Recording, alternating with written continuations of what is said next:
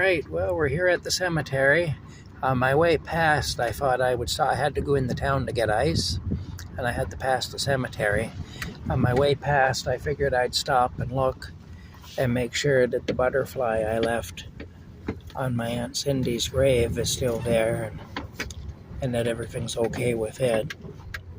So we'll just have a look and see here. We will. Because why not, eh?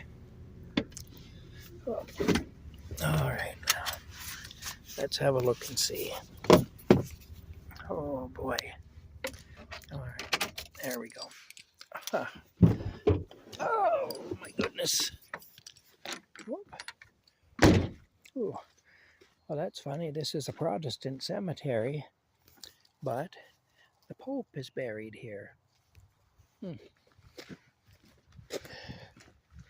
Who knew?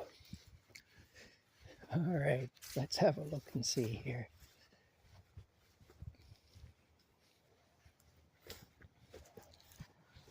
Ooh. Yeah. Ooh.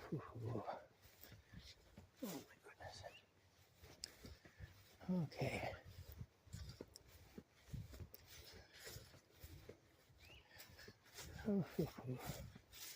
Oh yeah, yeah. Butterfly's still here. Ooh. Okay. Well, we'll clean him off a bit. He's a little dirty. Seems a little dirty. Okay. Can't shine very well when he's dirty like this. There we go. Oh, there we go now. Let me see here. Yeah. Put him over here, I guess. There we go. Now, yeah, the angel's falling down there. We'll put the angel back up. I'm pretty sure this angel drinks. I'm pretty sure this angel has a drinking problem. Keeps falling over. All right, I just wanted to check on that. So I've done that. Now I can go back.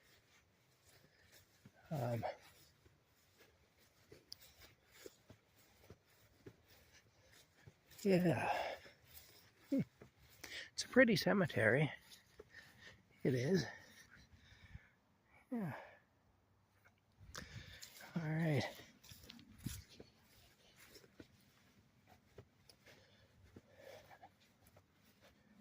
It's funny. Well, not so much funny, but when I was a kid, back in the 1970s, I had a friend at school who went home from school one night and didn't ever come back. She died in the night.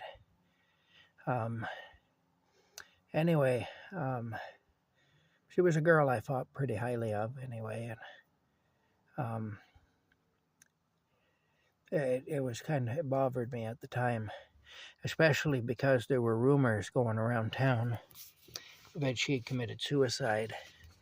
I didn't believe those rumors, but I had concerns. I'm just cleaning my lens here.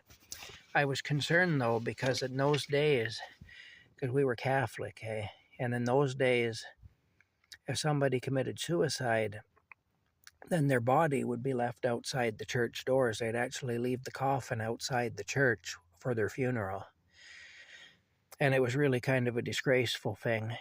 And I didn't believe that my friend had committed suicide, but because of those rumors, I was concerned. I was afraid that they might subject her to that indignity.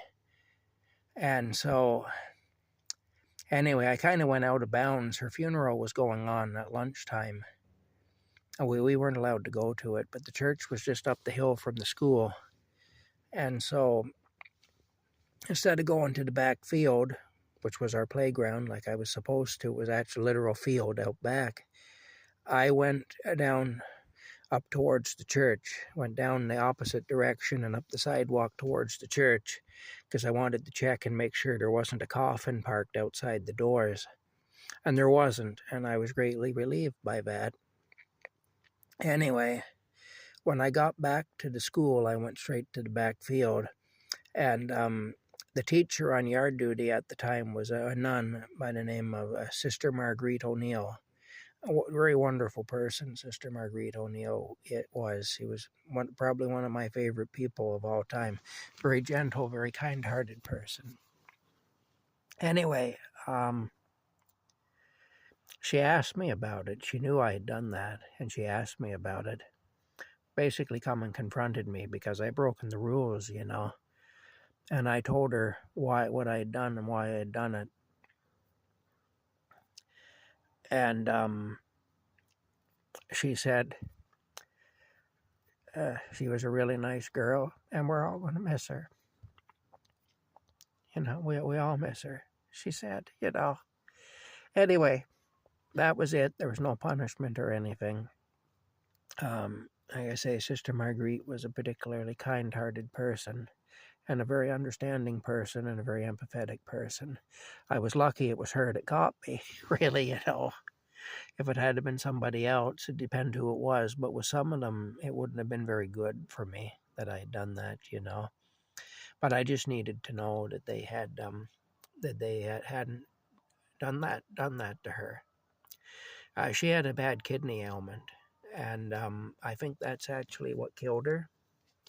But I don't know the whole story there anyway.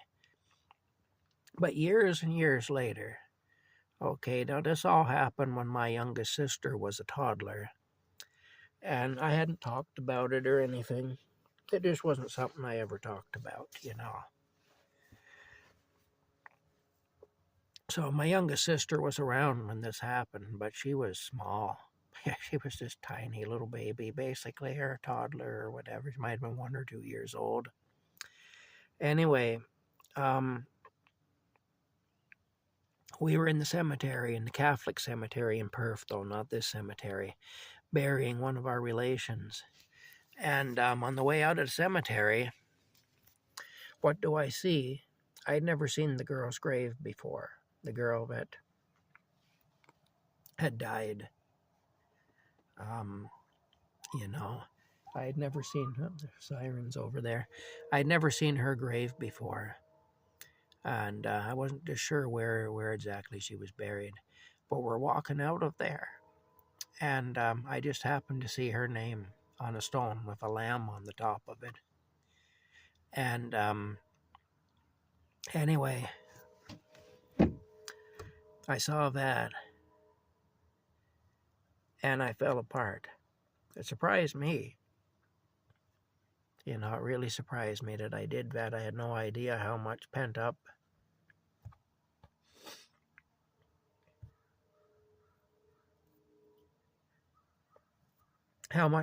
emotion I had.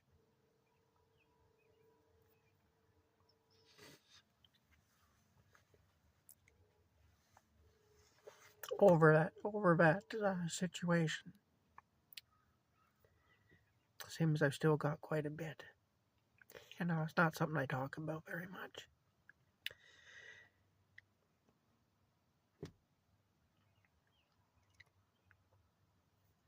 Anyway, I told my sister the story when I was able to speak.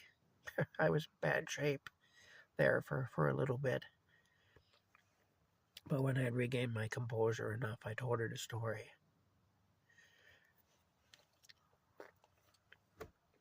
And she just looked at me. And she said, "Oh my God," she said, you know.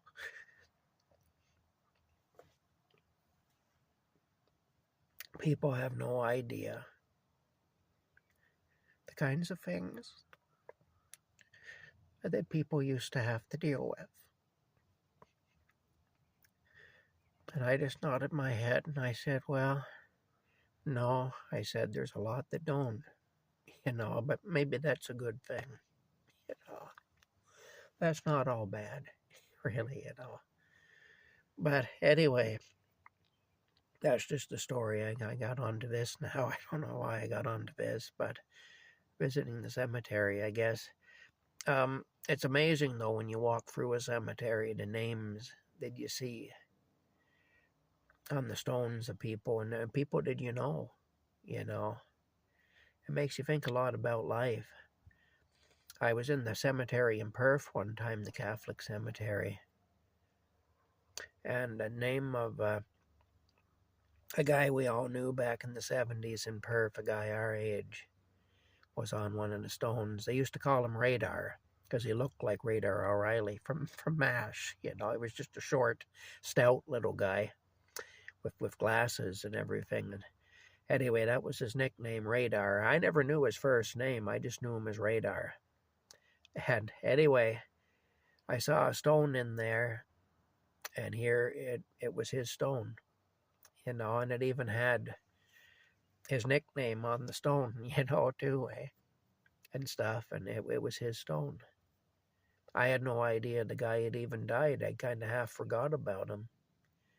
But walking through the cemetery, and I saw his stone in there. And I found out later that he had, in fact, died. You know, yeah, life is very short. Life is very precious. Every minute of it is very precious. The bad and the good and all the rest of it. And some people don't get very much of it. Some people only have a very short time to live it. And I've known a few of them. Anyway, I got my ice. I'm going to head home. I'm going to go back to Camp Crazy. And I'm going to see Rocky. Rocky will be going nuts right now because I left him there again. He wasn't too happy with me leaving there, you know. But I had to go get ice.